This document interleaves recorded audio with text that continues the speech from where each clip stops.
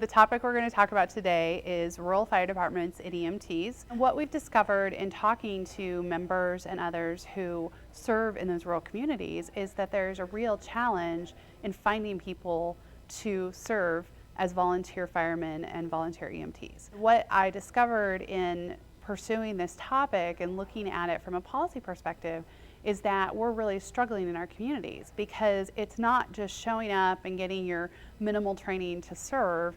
We're talking about real significant time that goes into being certified to be a rural fireman or a rural EMT. I was looking at the specifics and dug into that a little bit, and it's about 160 hours of required training, and that's just classroom training.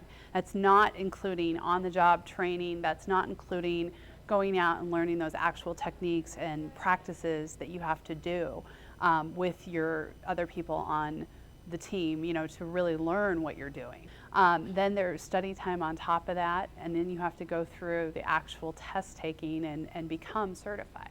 And so when you look at rural communities and you look at the way people want to serve, and then you look at the burden of that requirement, it's hard to find people that are willing to undertake it. A couple of other issues that we don't think about is the equipment.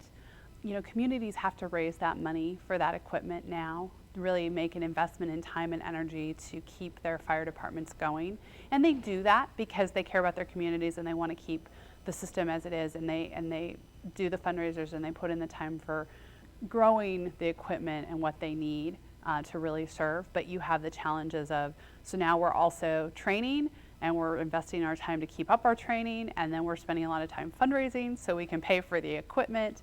And then you also have the regulations. When there are big fires and then FEMA comes in and gets involved, you also have not only the stuff that you need to do to fight the fires, but then you have a lot of regulations and policies in place that they have when they come in to fight the fires. So the local has to adapt and change their policies to work with FEMA as they're moving forward in mitigating that disaster. So those are three policy areas that I think our members might want to look at as they move forward in their policy development process.